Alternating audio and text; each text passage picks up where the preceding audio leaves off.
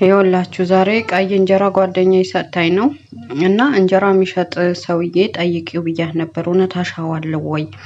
በየቲክቶኩ በየፌስቡኩ በየዩቱቡ አዛጉን እንጀራ እንዳርበላ አደረጉን፣ ኩላሊት አመመን እያሉን ነው ምናምን ብላ ስትጠይቀው ውሸት ነው፣ ሀበሻ እንደሆነ ምቀኛ ነው፣ እርስ በራሱ ገበያ ለመዝጋት ነው።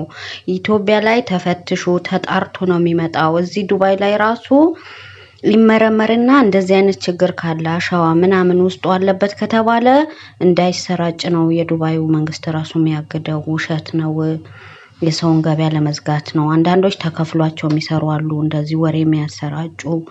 ዝም ብላችሁ ብሉ አለ እላችኋለሁ። እና ብዙም አትመኑ፣ አሸዋ የለውም። እኔ ራሴ አጥቤው ምንም የወጣው ነገር የለም ለማለት ያህል ነው ጋይስ። እና ተው እንጂ ወገኖቻችን ናቸው እኮ እነሱ።